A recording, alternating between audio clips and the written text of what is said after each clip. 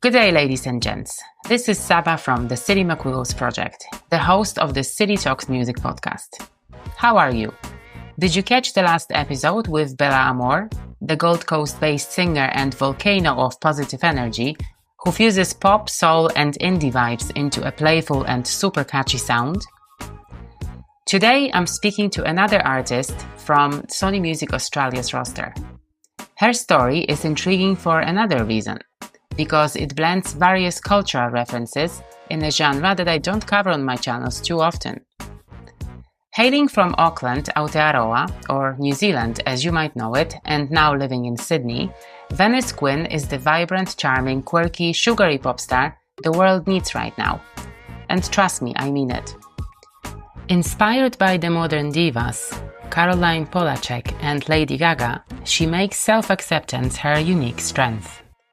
The rising female star is fairly new to the mainstream music industry though. Her first regular releases date back to 2022. But in our conversation, she'll also tell you about an earlier song that started it all for her. What I find interesting about Venice is her musical background. Not every pop star boasts classical training and can sing and play various instruments, including piano, guitar and bassoon.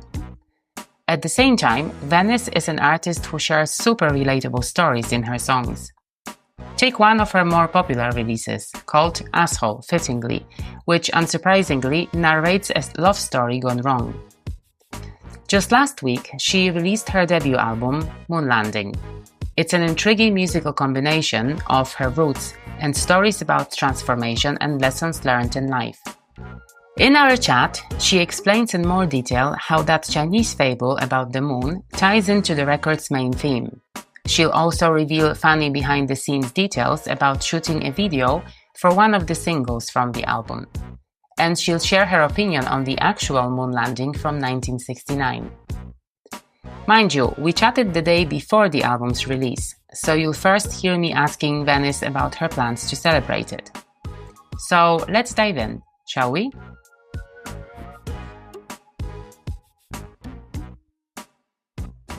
Happy release week! Is there anything special that you're gonna do, like a party, or like you're gonna call all your friends and like do like the listening together? Sony hosted a listening event party thing. I had quite a couple friends and just some other people come and listen to it. Yeah. Tomorrow night, I've organized to go karaoke with a bunch of my friends. Okay. And then go to like a live music bar afterwards. So it should be really fun. Okay, but it's not gonna be like karaoke to your own songs. No, just all the different things. Okay, cool. That sounds cool. Because like we always think like you guys when you release albums that you have like major parties like with champagne and stuff. I mean, if someone buys champagne, I will drink the champagne. Oh, definitely. I wouldn't say no to champagne either. Yeah. What I wanted to start this interview with is a bit of a controversial maybe statement, which is more, I think, my opinion and observation than an actual fact, but I'm curious about what you think about it. So here's my theory, right?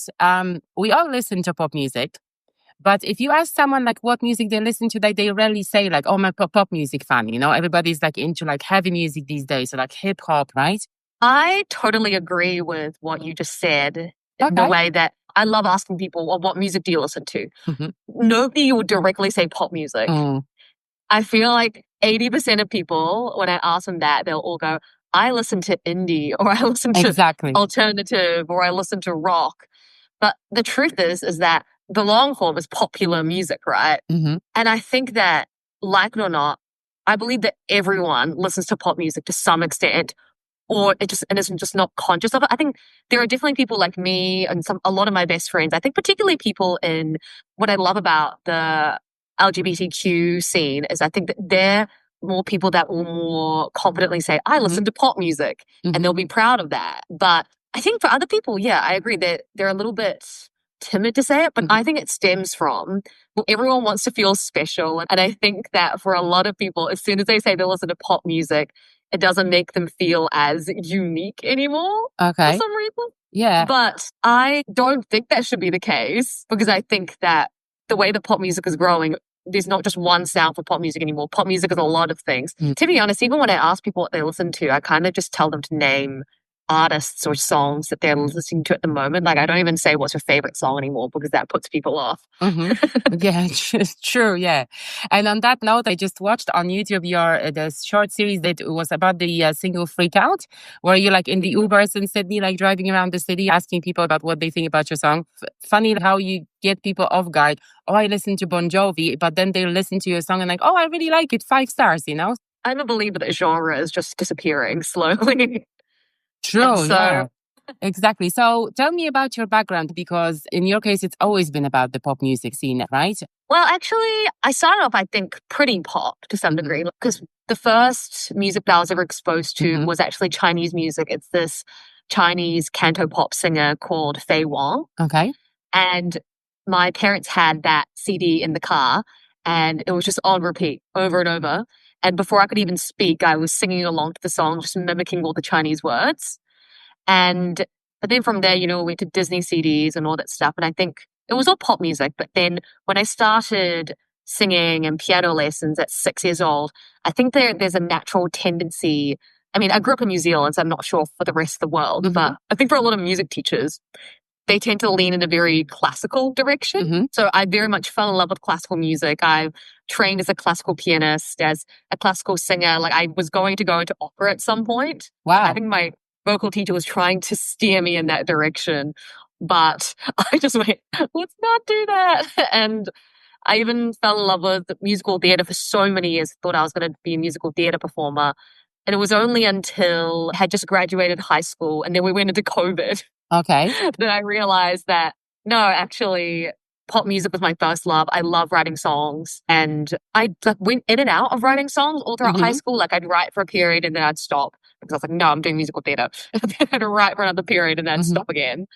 But I released a song when I was in high school called Found Myself. I released it to Spotify and it's still there. Yeah, I listened to it. It's a great song. Yeah, I like it. Thank you. I did no promotion for it. I had no Facebook page. I had an Instagram that was just for my silly high school photos.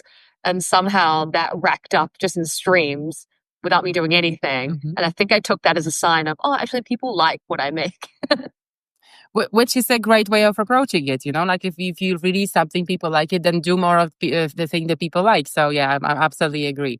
But can we go back to what you said, that you were born in New Zealand, and as far as I understand, your family is of the Chinese heritage, right? And then is it in Sydney where you're at the moment in Australia? Yeah. Okay. So what brought you to Sydney, so to speak? I grew up in Auckland, and my immediate family, a lot of them are still in New Zealand, but in 2023, I decided to move to Sydney because I had been talking to Sony Music Australia.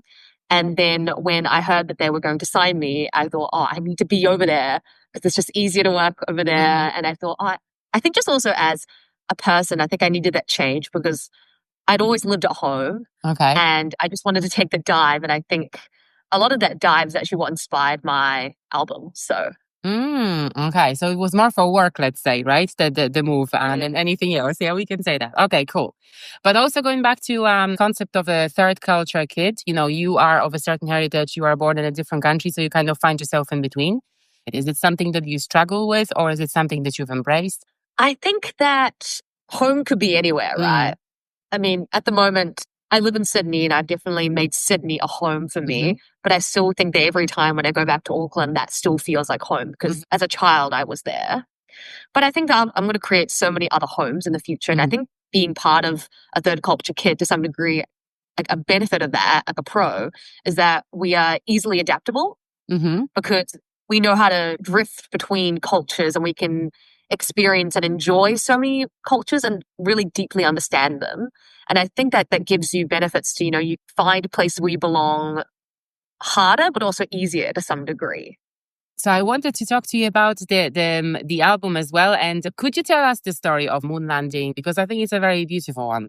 Yeah. Well, I think that the moon has always been a very prevalent, beautiful symbol just in any culture, just in life in general. I think in Western culture, they often paint the moon as a very emotional, feminine figure, which I love. And I do think that in Moonlanding, my album, it does have a very strong feminine energy throughout because I think a lot of it's just learning how to feel. But In Chinese culture, the moon is very special as well because there is a famous Chinese fable about this woman called Chang'e, and she accidentally eats something or drinks something, I think depending on which version you read. Yeah.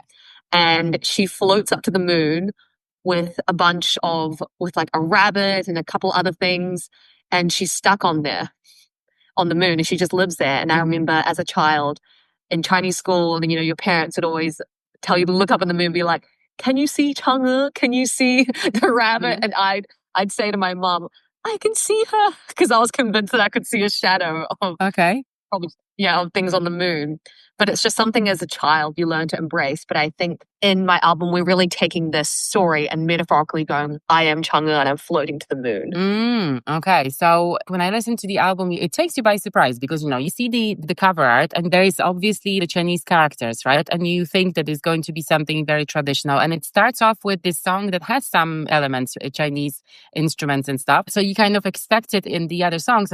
And then you go through the album and, it's so diverse. Bubblegum, I think, like it's got like this almost reggae beats to it. And then Idol is a very beautiful like ballad, and Bang, you got Angel, and it's like completely different. It's like, wow, What I'm proud of is that it has a little bit of everything. I mean, you just touched on it so beautifully. Like, we've got the ballads, but we've got, the dance tracks, and we've got the reggae beat there in the middle. And what I love, what joins them is just this story of someone who is traversing through life and kind of moves through things like, for example, like you go through toxic relationships as everyone does, and you learn how to be better from that. But you also embrace that maybe I am meant to live in a messy headspace and kind of way, and I choose to embrace that. But, also finding things that I am passionate about. For example, Home Country is such an important song to me because I think it just tells not just my story, but a lot of my friends back home. I know we've talked a lot about things we've only realized recently that we've gone through together without having realized. But even songs, like Mercedes, put them in the middle on it, learning to embrace and have fun and enjoy it all. But then I think as we go towards the end of the album, it's about learning how to embrace and to feel. I know that I'm someone who I always really struggle to feel things sometimes. Like I just block off my emotions. Okay. And be like, we're dealing with that some other time. But then I had someone tell me that the more you don't feel things in the moment, they become a suitcase that you're just lugging behind you. And eventually at some point, the suitcase gets too heavy and that really burdens your life. And I think that I've actively, over the past few years, been really trying to learn how to feel properly and then just let things flow through me. And I think that by the end of the album, you can hear that.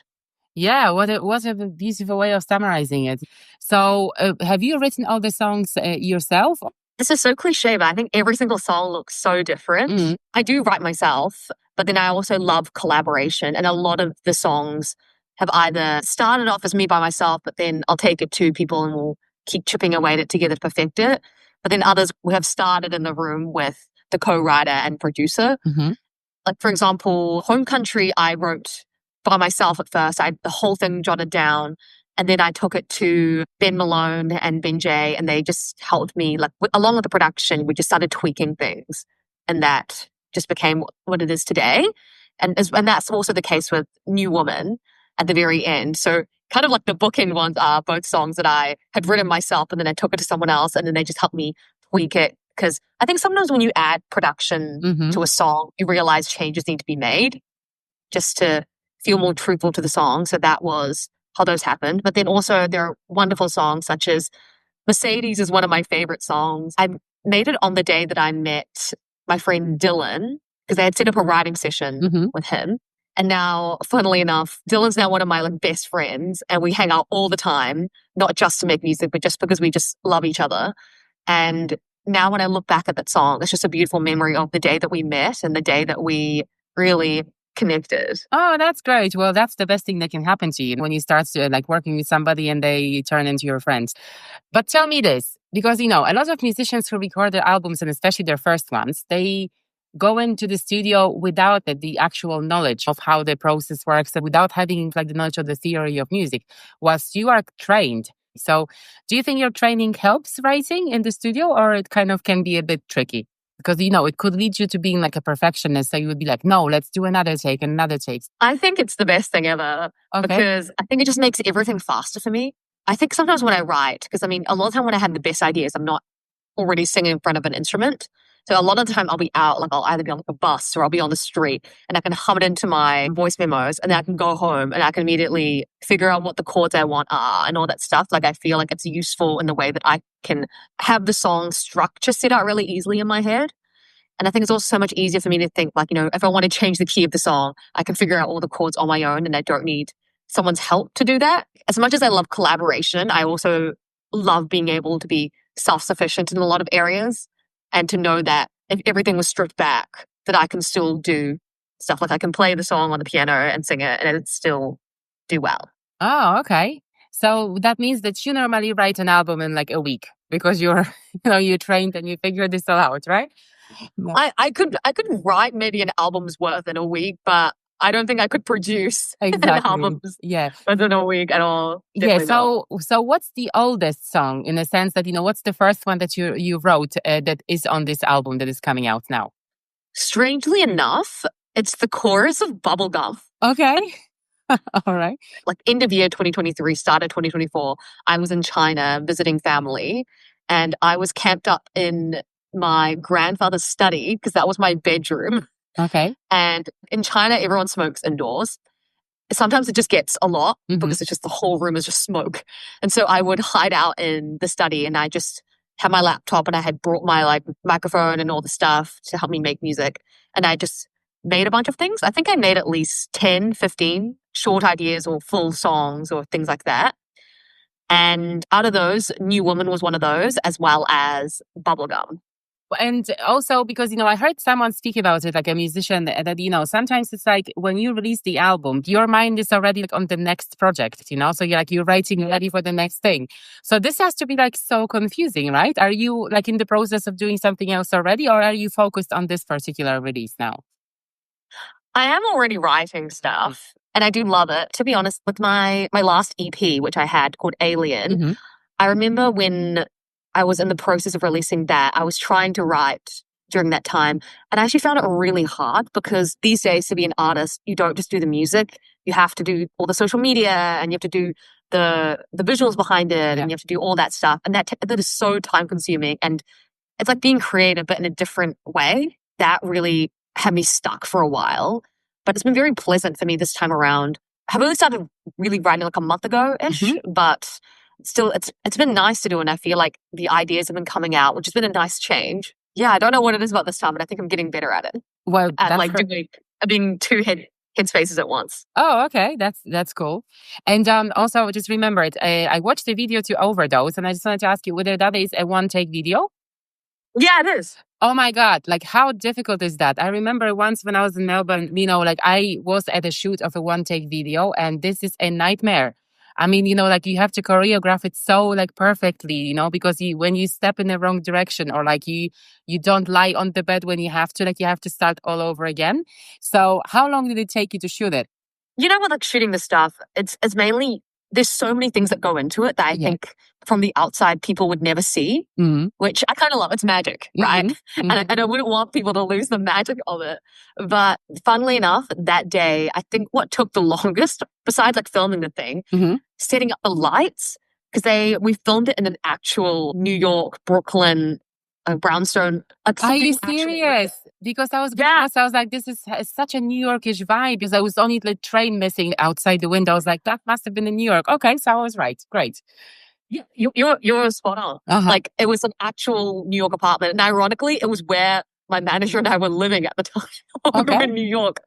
So people came in early and they came to like set up all these lights outside. So we actually have lots of lights outside the windows that shine through to give that beautiful lighting.